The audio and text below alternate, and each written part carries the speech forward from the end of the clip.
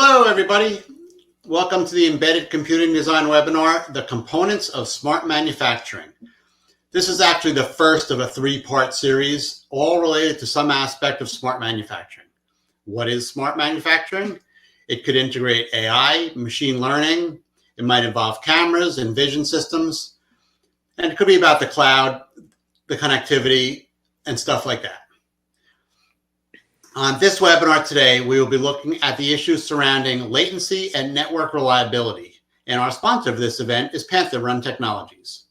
Upcoming webinars on similar topics will be held on June 17th and October 15th. You can read more about them and you can register by clicking on the link in the Handouts tab that you find in your console. My name is Rich Nass, and I will be your moderator for this webinar. I'm also the Executive Vice President of Open Systems Media. I lead the content team for Embedded Computing Design. If you're not familiar with ECD, I suggest to check it out. It is a great resource for anything related to the design of hardware and software for embedded systems. You can find it at www.embeddedcomputing.com. It's filled with design articles, white papers, blogs, videos, podcasts, and all stuff like that. So today we have two expert speakers. First, you'll hear from Srinivas Shekar, who I will refer to as Shri. He is the founder and CEO of Pantherun Technologies. And then you'll hear from Christian Sather, a product director from Nordic Semiconductor. Before I ask Shri to begin, let me go over some of the housekeeping stuff. The two presentations will take about 45 minutes, and that'll leave us some time when we're done to answer your questions, and we will answer as many as time permits.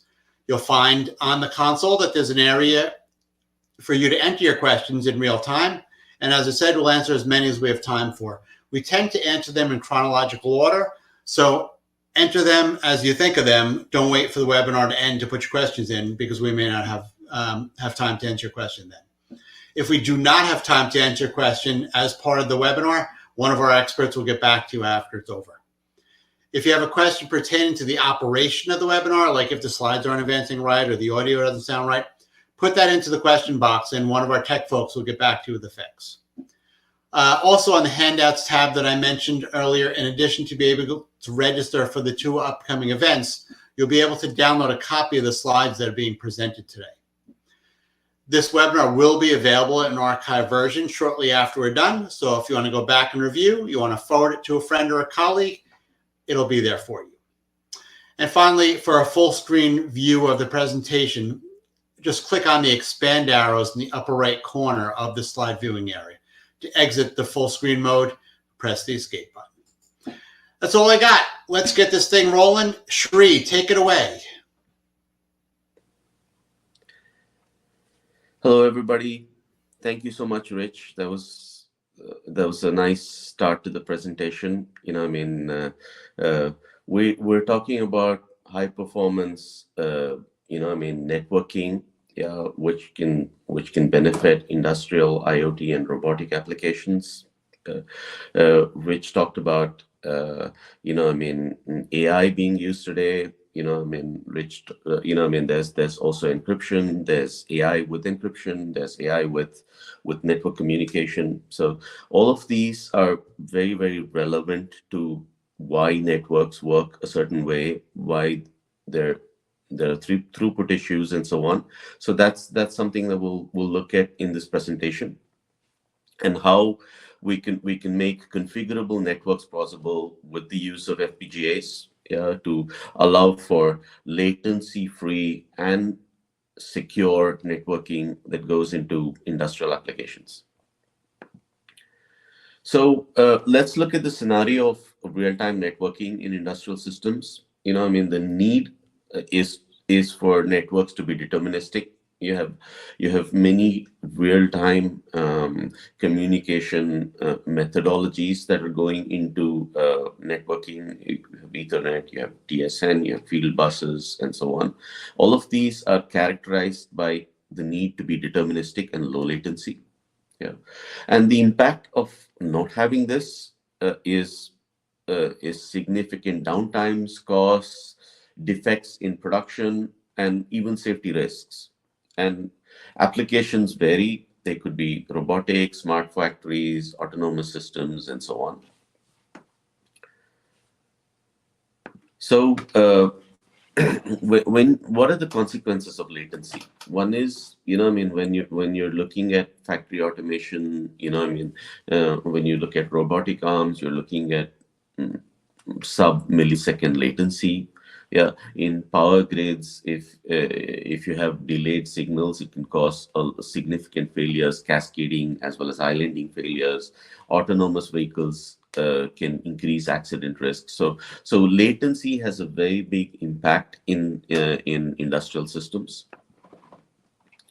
And let's look at some attacks that have also happened on industrial systems. Oil and gas. There was the Triton malware attack, which compromised the safety controllers. You had the Stuxnet attack on PLCs in the nuclear plant, caused damage to the centrifuges. And then you had the Colonial Pipeline attack, where a ransomware attack happened on the network. This was a highly protected network with IPsec, and it disrupted fuel supply to the eastern side of the United States.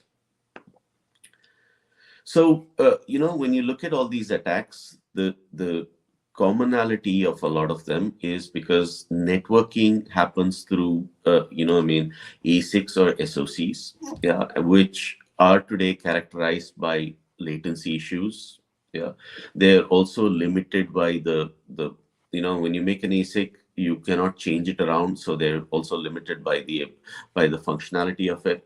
And security needs are changing all the time.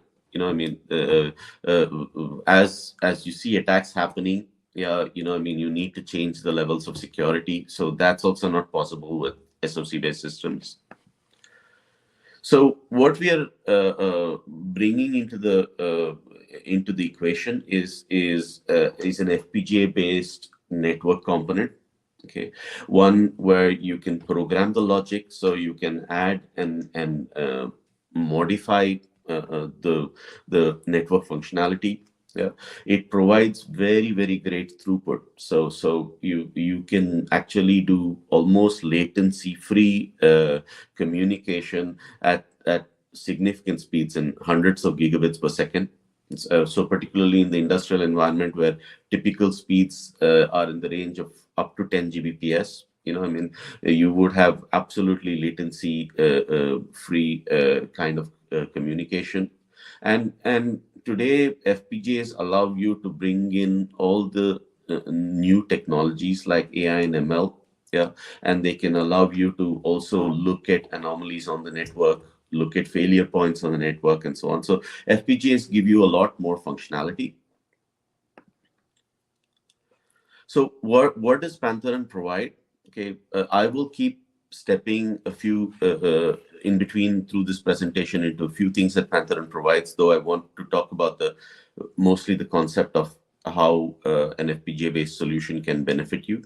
Yeah. So what Pantherun provides a high throughput industrial Ethernet and industrial standards for building those kinds of controllers into FPGAs.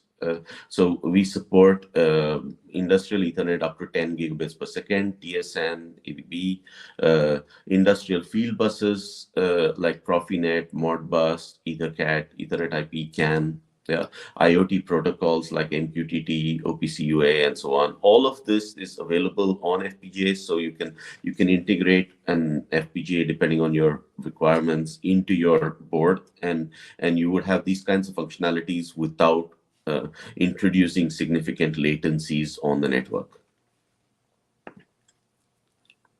So some of the features we support, we support a whole range of Ethernet protocols, layer 2 and layer 3. We support also encryption based on MACsec, access control, authentication protocols, intrusion detection protocols, high availability protocols, and ring protocols as well. IPv6, SUDI. We also have management technologies for managing networks like web, telnet, CLI, HTTPS, SSH. SNMP for network management software, time synchronization. So all of these IPs are available for you to integrate partially or fully into an FPGA-based networking component that you can build into your designs.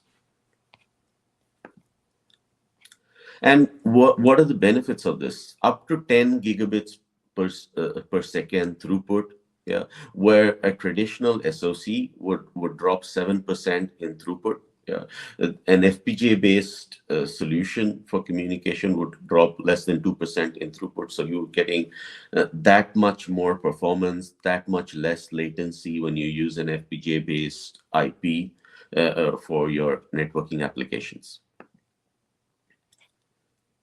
Now, and these are the things that you look at. You look at zero packet loss. Yeah, you need that because industrial networks require very, very high reliability. So that's something that you can get. Denial of service mitigation. Yeah, that's a big problem when you look at industrial networks. You're seeing more and more attacks happening, and you can protect against them. I'll talk about how you can do that as well. And then redundancy, that's something also you can do quite easily with an FPGA based approach. So these are all benefits that you can get. And when you look at an FPGA, you don't overload the main processor with lots of tasks. You can have TCP/IP offloading onto the FPGA, so the main processor is not loaded up with that. It can work on your control applications. You can build in network handling features like VLAN, MPLS, SDN, all in hardware, so you get high throughput. Yeah, and you can also do authentication, things like Radius, QoS, and so on. So let's look at encryption as well. Today, that's a challenge that we're all seeing on industrial networks. Yeah, more and more networks are getting attacked, like the examples I gave you, Colonial Pipeline, and so on. Yeah, and they require robust encryption. Yeah. Now, traditional encryption, typically you have, even if you use something which is very, very popular called AES. Yeah. AES is a symmetric form of encryption. It depends on a key exchange. Yeah. Now, when you have key exchange, there are two problems with that. One, to protect the key exchange, you need very, very expensive hardware called public key infrastructure sitting on the network. Lots of industrial applications cannot afford that kind of cost. Yeah. So without that, key exchanges are vulnerable. Yeah. I mean, they are susceptible to man in the middle and replay type of attacks. They also, when you look at encryption today, they overload the system and cause significant latencies that impacts industrial control. And overall, encryption technologies are expensive to build into products. So these are all the drawbacks of traditional encryption. So what Pantherun has done here is we've built a unique approach to implementing AES, where one, we do not change format of data as we do encrypt and decrypt. This is significant because when you change format and then you pass encrypted data across networks, if a hacker is listening in, he can identify what kind of encryption is used. So we by keeping the format as is, we do not give any clues to anybody listening in on what kind of encryption is used. Second, we also do not need a key exchange. A key is generated in real time for every packet on at the source. Packet is encrypted using that key and AES. Yeah, and encrypted data flows on the network, and the packet and the key is generated uniquely at the destination. Yeah, to decrypt data. So there is no key exchange. Yeah, there in the process, because we maintain format, we also don't add any overhead on the network, so we are able to do this latency free at up to 10 Gbps speeds. And because we don't exchange keys, we're also much more quantum resistant. So here's a little bit of a view to Pantherun's encryption approach. We built both FPGA based IP or a silicon based IP as well as a software based IP. We take data coming in that is encrypted without any change in format. You can see the format of incoming data and the format of outgoing data both look exactly the same. Yeah, and we generate keys at the source. The data is encrypted. We generate keys uniquely at the destination to decrypt data. So we are able to eliminate the delays associated with encryption. We give you deterministic high throughput communication with encryption, and we are able to also eliminate threats like man in the middle replay as well as side channel attacks, and all of this without dropping any speed. So, I mean, when you look at traditional latencies for AES-based encryption, typically you lose about 55 to 50 milliseconds per packet. Yeah. Whereas with Pantherun encryption, it's inline hardware accelerated, and there is no latency as well. So let me take you through typical industrial packet formats. Now, an unencrypted packet format looks something like the first line here. You have source and destination addresses, you have ether type, and you have data. So this is very simplistically a typical packet. Now, assuming this is the packet, I mean, when you use encryption like MACsec, which also uses AES, the packet format changes as follows. And data is encrypted, but the format looks very, very different. Similarly for IPsec, again, the entire packet is encrypted, and then there's headers and footers added. So the packet format looks much larger, and more complex across the network, much bigger packets, and so on. Whereas if you look at Pantherun's encrypted packet, only the data is encrypted and the format does not change. There is no additional headers and footers added. So what this does, it gives you multiple benefits. One, because the size doesn't change, we have a much easier time transmitting data after encryption at without latency. Yeah. Second, you do not need to change every device across the network to support a new format of encryption. So unencrypted and encrypted data are in TCP format, so existing networks will pass it. Yeah. The third benefit is that if somebody is listening in, they cannot make out whether the packet is encrypted or unencrypted. This includes, someday quantum computers as well. They will not be able to detect what is encrypted, what is not. So much harder to decrypt when you don't understand it. Yeah. And finally, when you look at IoT applications, if you're sending data to the cloud, can you imagine how much more cloud storage you will take if you're sending IPsec data, which is much bigger and longer, compared with Pantherun's encrypted data, which is the same as whatever you would send unencrypted. So the cost benefit is also significant. So I mean, when you look at our technology, to summarize, cloud storage reduction of 30%. Yeah, no need for public key infrastructure, so there's a cost saving there. And across networks, you can support it without requiring to retrofit hardware. So significant benefits on all fronts. So when you look at our technology and compare it with other encryption approaches which also use AES, we're the only one that can provide you the functionality of having both a hardware and software implementation, no drop in speeds, works across enterprise and cloud because we don't change data format. The cost of ownership is significantly lower because we can fit it onto some of the most smallest of IoT processors or FPGAs. Yeah, we can retrofit into legacy systems and networks quite easily because, again, you don't need to change the whole network. we do not change any patterns as we communicate data. So all of the data looks exactly the same, and we don't need any handshaking. So right from the first packet, you can have encrypted communication. There is no handshaking or exchange of keys before encryption starts, unlike all other methods of encryption. So FPGAs also give you benefit of using AI, for multiple aspects like intrusion detection.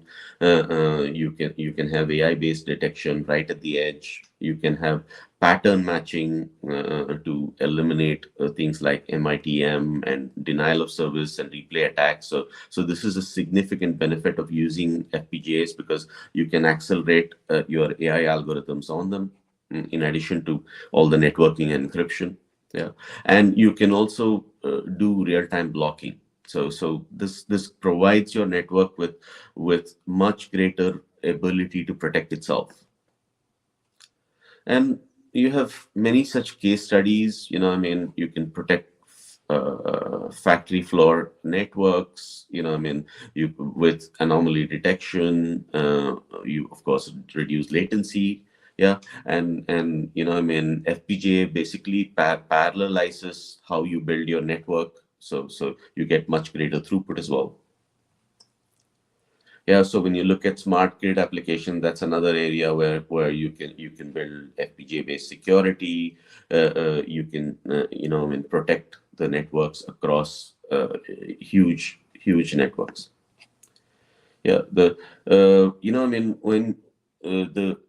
the innovation here is, FPGAs give you much greater functionality, much more real-time performance. You can also add AI to it. There's encryption as well, and you can build out deterministic networking with things like TSN, all built on the FPGA.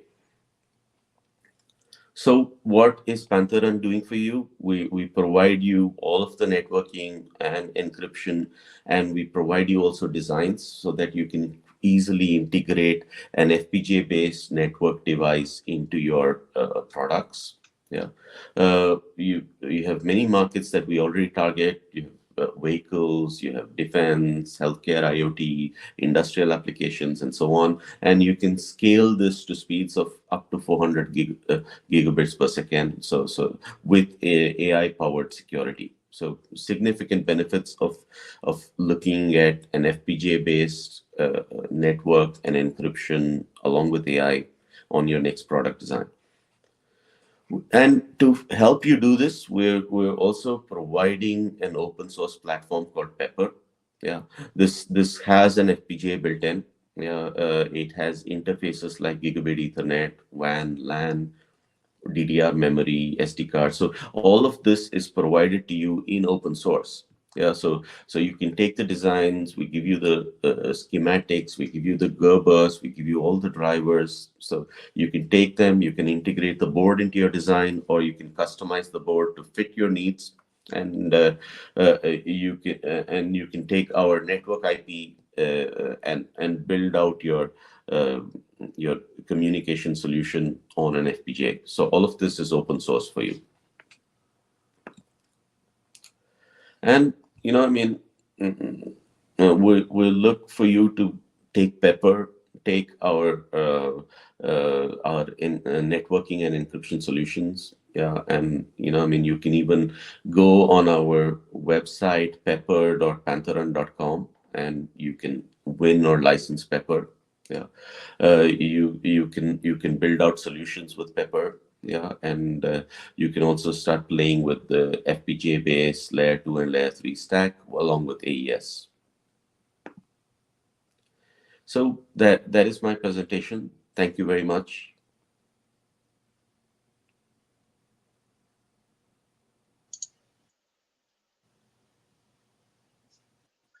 Great, Sri. That was very interesting to hear.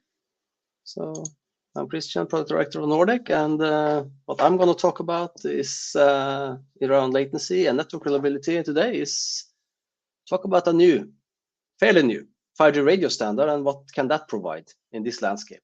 So we take it a notch down in terms of what Sri talked about in terms of capabilities. but we take it a notch up in terms of where it can fit in a market that is still early in industrial IoT.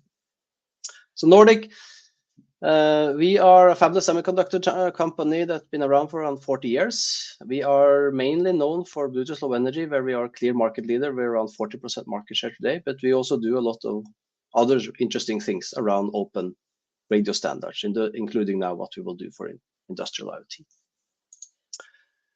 And this standard came about, started 3, 4, 5 years ago, and is now ready and in the market.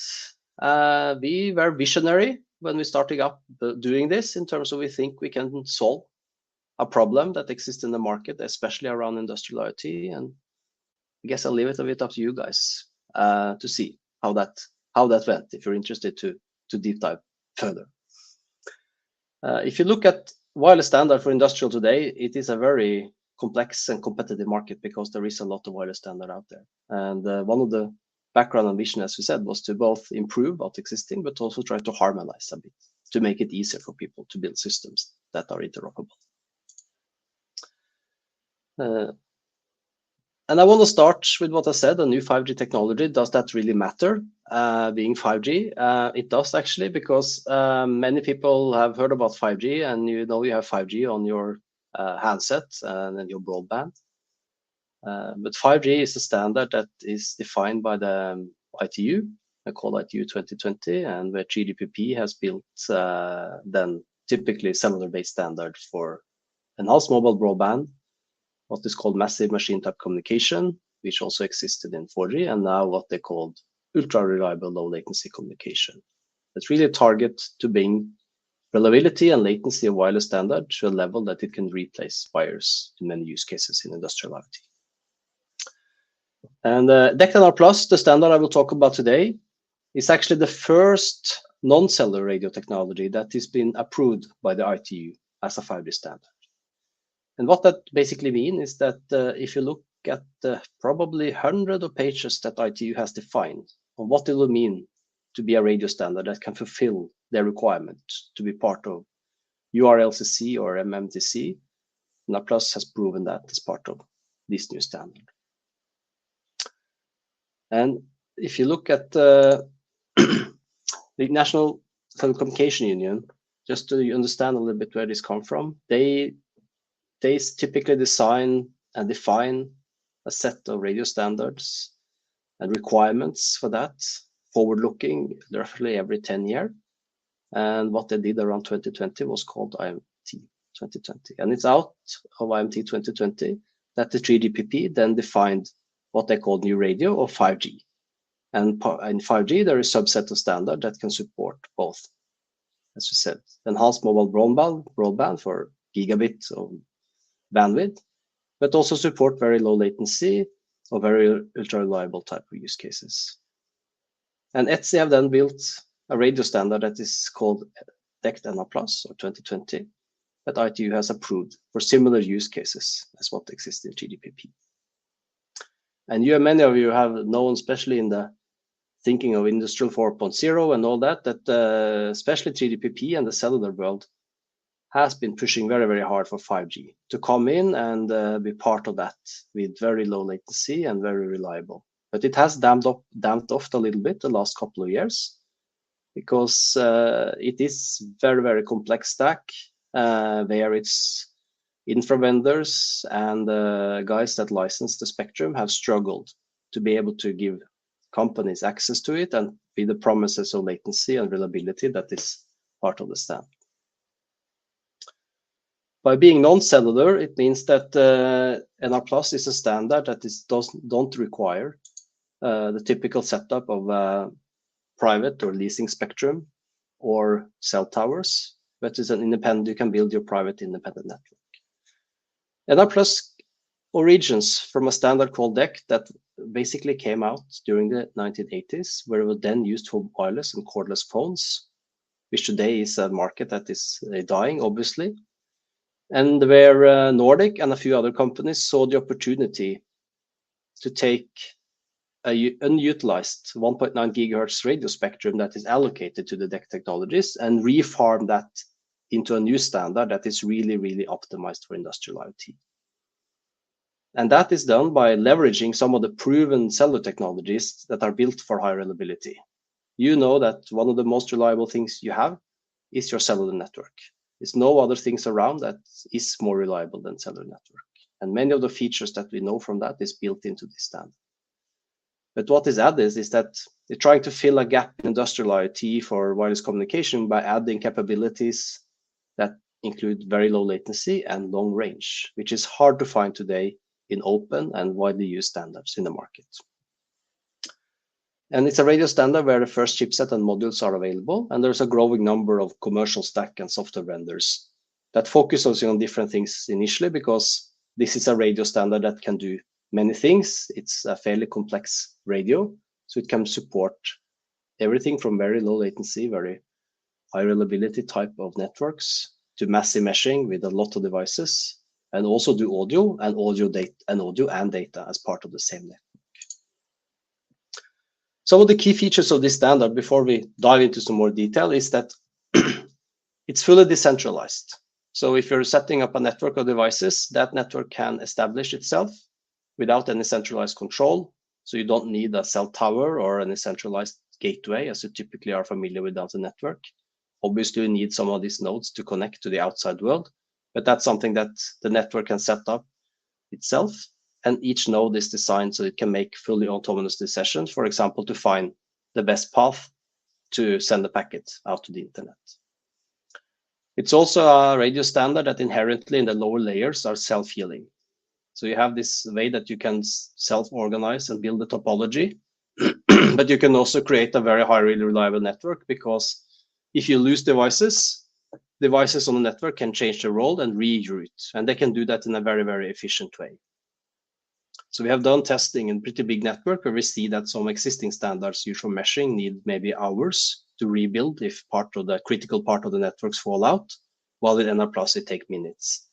And that means that if you have part of the network that falls out, the possibility of rerouting thanks to long range and self-organizing topology means that you have a very, very high possibility to build something that is very robust.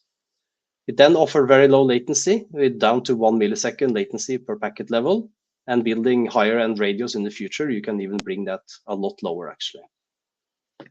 And it's a very, very scalable device where you have dynamic power control. So the radio can output from -40 dBm to 23 dBm dynamically, just as cellular. So that means that you can output lower power if you have very dense network with short distance of devices, but you can also bring the power up to 23 dBm to have many kilometers of range, as you know from cellular and other radio standards. And that means, for example, that you can build within a square kilometer, you can build a network with 100 nodes, but you can also fit 1 million nodes in the same network because of the very efficient utilization of spectrum, and have reliability that is the same as it's defined in ITU by 99.999 something on packet level. So as I mentioned, DECT is organized and done so it have access to a license exempt spectrum around 1.99 gigahertz that is available almost globally. So in all the major industrial markets today, in all of Europe and all of US, most of South America, the DECT spectrum is available. There is 2 big exceptions. It is China, where that spectrum is controlled by domestic players around the cell phones.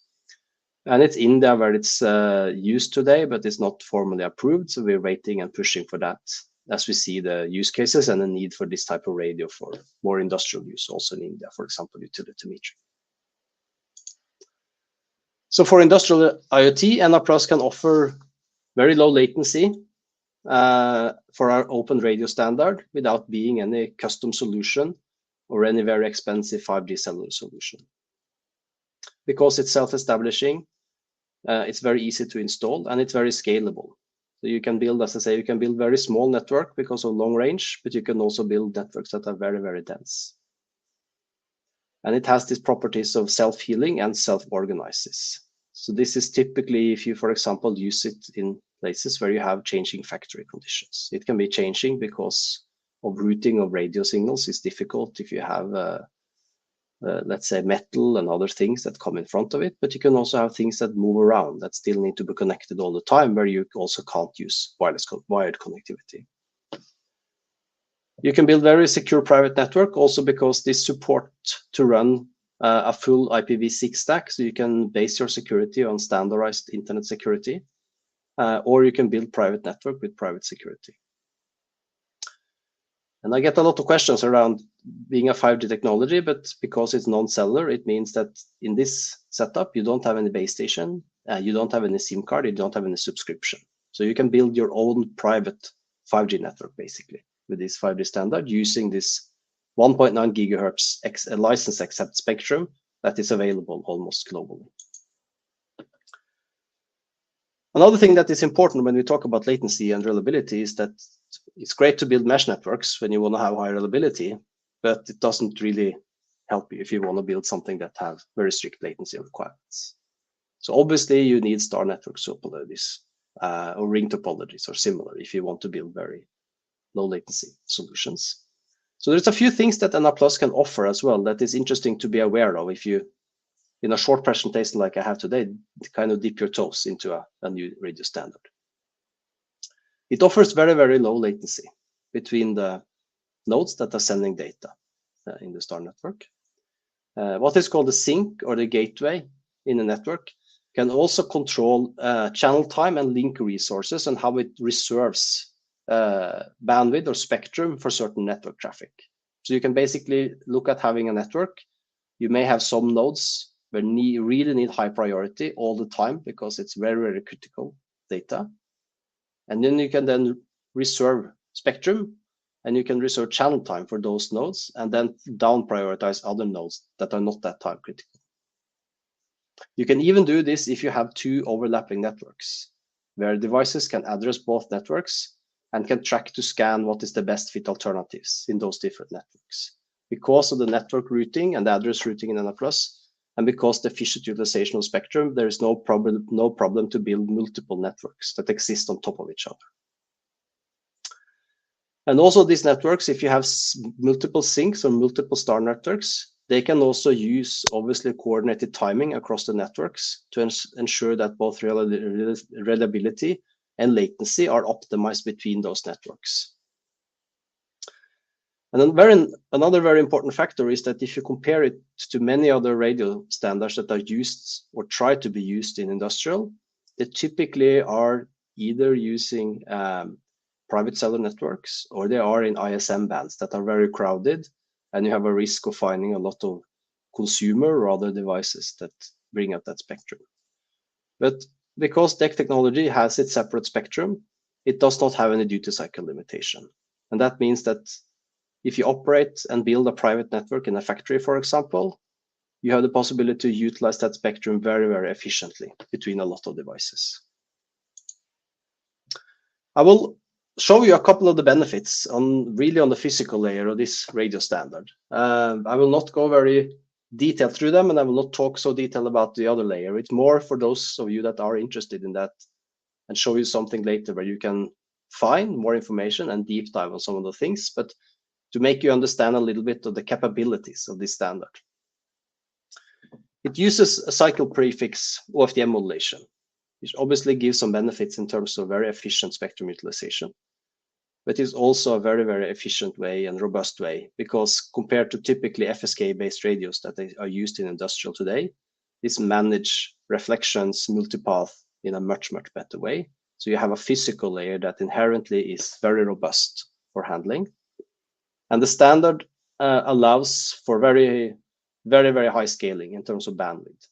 It starts with the nominal bandwidth for a channel of around 1.7 megahertz, but this can go up to 200 megahertz in the standard and still be allowed to use in the DEC spectrum. And you can also do the same with the sub-carrier spacing. You can start from 27 kilohertz, but to go up to 260 kilohertz. So what you see in blue here on this slide is basically those features that we can support in our initial offering, where we starting really on the low end, but still having a very, very capable radio compared to what typically exists as an open standardized solution today in the market. The physical layer also utilizes what is called the hybrid automatic repeat request, or HARQ methodology. So HARQ is basically a process that can run on each side of a transmission, where a transmitter is sending data, the receiver receives that data, the transmitter is sending more data, the receiver received that data, but that data is not correct. But instead of saying that it didn't receive the data or give a NAC back that you typically do on many wireless standards today, it will give a NAC, but it will buffer all the data. And then it can send a new packet, it will have a new packet, and then it will use those two packets together to then put together the correct data packet. And this is also typically what is being used in cellular today to get a very, very reliable radio. And here you see also that even if you have to do a retransmission because you get NAC and the HARQ process finds that something wrong, the latency is less than 500 microseconds for that in the radio standard. And this means that you have very high reliability combined with very low latency as part of the standard. And if you also see what the standard defines in terms of modulation, it scales from very basic modulation up to very, very complex modulation. Also here you can see what we initially supported in our initial offering. We only go up to 16 QAM. So on the lower end side, means that we have a solution today that support 3 megabit per second on the radio. But you see here, and if you'll also look at the scaling of the other factors of this radio, this is a radio that can go from a few megabit up to 9 gigabits of data rate. So it's a very, very capable standard. And here I just show you some examples that is done from Tampere University on the scalability of NA+. So here you see basically a basic data set simulating a certain number of nodes per square kilometer and the packet loss that you have inside those nodes. So here we see that this scales extremely well, where you can end up in having millions of devices per square kilometer and still have a packet loss that is way below what typically other radio standards used in industrial IoT today are using. And you see the same on the second picture here, where you try to look at the latency of devices. How if you pack the devices with millions of devices per square kilometer, you basically are in latencies from 1 to up to a few milliseconds, even if you pack a lot of devices. And then if you look at cellular as an example, which also are a 5G and defined to be very dense, it's really only defined up to roughly 1 million devices in the network with latencies that are 100 or 1,000 times higher and doesn't really scale. So this doesn't mean that you need to put millions of devices into your network to see the benefit. It means that, for example, as we have seen, that hundreds of devices in very dense environments, you can still achieve very, very low latency and extremely low packet loss with 99.999 something percent packets successfully sent on the lower layer of the radio. If you then take a step back and look at the bigger picture, as I said, I showed you a little bit around what the physical layer looks like on this radio. That's a very capable radio in terms of latency, reliability, but also capacity.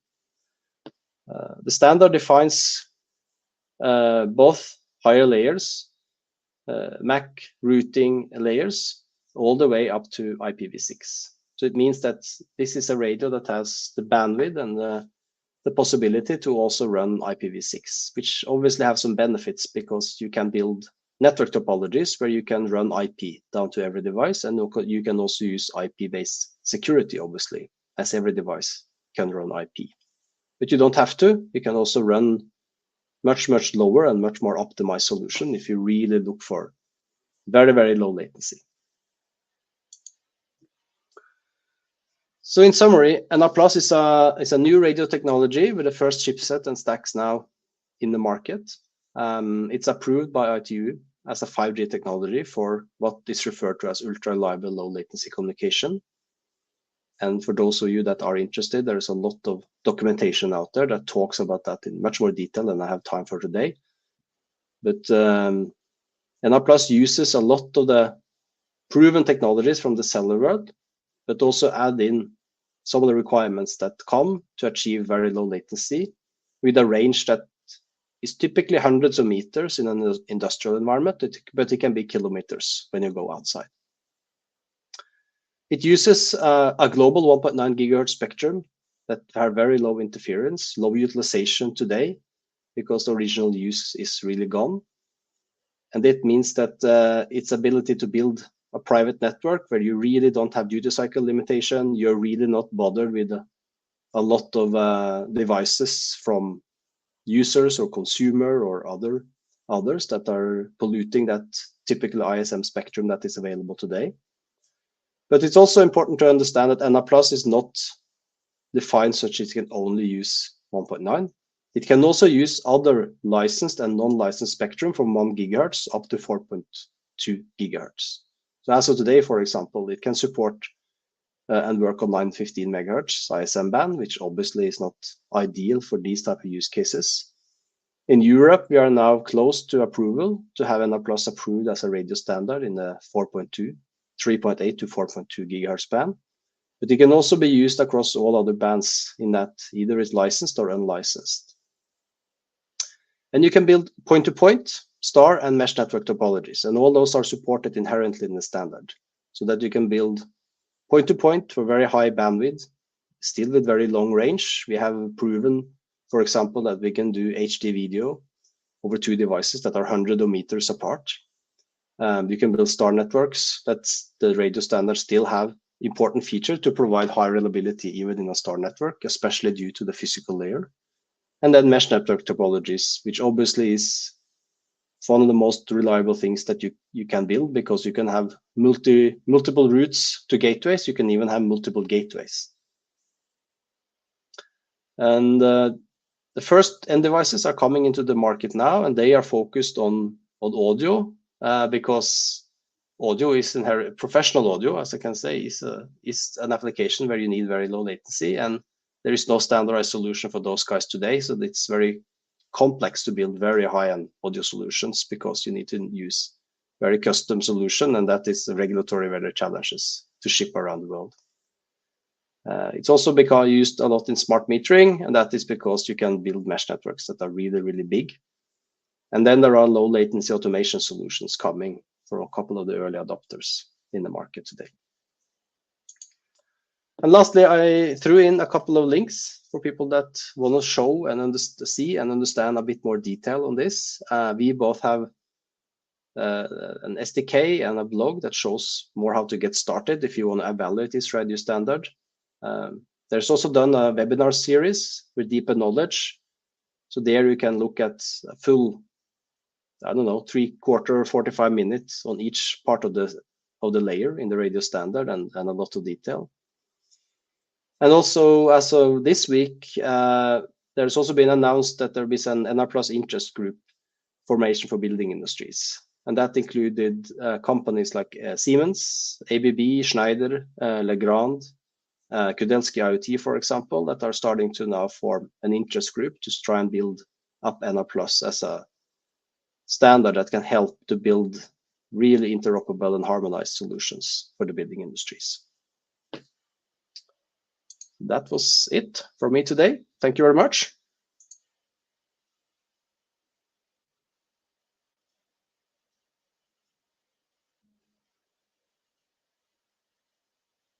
Lots of questions here, and the first one comes from me. Shri, you mentioned Zephyr. Would you tell me what the advantages are of going the Zephyr route? In what sense? Which I don't get. As opposed to some other operating system, why would somebody want to go with Zephyr? I wouldn't see any significant reason our solution can work on any particular operating system where operating system we don't consider operating systems. We're POSIX compliant, so it can work across operating systems. Okay, all right. So keeping you here on the spotlight, this one's for you. Wouldn't an FPGA alternative be expensive to replace an SoC? Normally, that is something that is always considered that way. Yeah, but the way we built our network stacks, the way we built our encryption, we go onto the smallest of FPGAs. So if you're looking at an SoC for your application, and the FPGA based solution with our IP would be in the same cost point as an SoC based solution, and then I've explained to you the benefits that are there with going with the FPGA over the SoC. Okay, excellent. All right, Christian, let's get one for you. This is a longer one, so bear with me. Are there any providers for low latency NR plus solution out there we can talk to get more help? Yeah, there are. As I said, there are. This is still kind of early days for this radio standard, but there are companies. So top of my head, I can, for example, mention a company called R3 Systems. So they are building today both stack, but also final devices that are meant for industrial where latency is very important. So they have proven millisecond or down to a few millisecond latency end to end between industrial devices. I can point to that also here later with a link to those guys. Okay. Shri, can Pantherun's encrypted and unencrypted devices work side by side in a network? Yes. Oh yeah. Yeah. Our encrypted technology is completely open in that sense that we use AES, so it's industry standard based. Yeah. All of our algorithms are NIST compliant. Yeah. So we can interoperate with encrypted data like coming from IPsec or MACsec or TLS. We can also exchange with unencrypted systems. So we're quite able to interoperate across networks. Excellent. Christian, I'll paraphrase this one. Basically, what's the starting point if I want to use the NR plus technology? The best way to start it today is that we have standard off-the-shelf development kits that people can buy for low cost, around $100. And then we have an open source software development kit that people can use. And there we have documented examples. So they can take, for example, two devices, start packaging together to measure things like latency, power consumption, and so on, and building small networks. That's a basic and simple way to get started to explore the technology, I would say, including maybe listen to some of those webinars I listed if you want to deep dive more on the radio side and understand the radio standard in more detail. Okay. Shri, this is a scary one. Do you need to know Verilog or VHDL to use your tools? Not normally. If you're an embedded systems developer, we give you the implemented network stacks, so you don't really actually need to know Verilog coding. Yeah. But if you want to play with the network stack, you want to change certain things on it, add more ports and so on, that's when you need Verilog coding experience. Per se, when you look at any of our releases, you really don't need to know be an expert on Verilog coding. Okay. Shri, another one for you just came in. I'm very curious about this myself. Why are you open sourcing Pepper? And what's the logic there? And frankly, how do you make money? Sure. So we understand that building out FPGA-based hardware can sometimes be a little intimidating. Yeah, FPGAs are complex silicon. They're not easy to build solutions with. So we've done that. So we believe that we can give a leg up to embedded developers, give them a helping hand in open sourcing some of our designs. And then ultimately, you use those designs, you will use our FPGA technology as IP. Yeah, we can step in and help you customize that if you want, if you're not a Verilog designer. So that's how we make our money as well. We hope that you use these designs, build FPGA-based solutions, and then come to us for expanding the IP. Excellent. One more for you, Shri, and be careful with this because this could be a webinar all by itself. Why use AES as the encryption approach rather than proprietary? A lot of people ask me this, but if you ask a cybersecurity expert, yeah, they do believe in AES. AES is a very established standard. It's a symmetric form of encryption where without a key you cannot decrypt data because the exact same key is needed to encrypt and the exact same key is needed to decrypt. So it is the best form today. And cybersecurity experts like to trust in open standards rather than proprietary technologies. There are, of course, lots of proprietary encryption approaches, but the people who build out large networks, they prefer to use something like AES because it's proven, it's peer-reviewed, and it's a standard. Okay, gents, we're out of time. Nice job. If you asked a question and we did not have time to answer it, one of these two guys, whichever one is appropriate, will get back to you after the fact. A final reminder that all Open Systems Media webinars are copyrighted and may not be recorded without prior permission. So I want to thank Shri and Christian for their great presentations and Pantherun Technologies for sponsoring this event. And of course, we could never do any of these things without you, the engineer. So thank you all for attending, and I hope everyone has a great day. Thank you very much. Have a good day. Bye-bye, Rob. Bye-bye.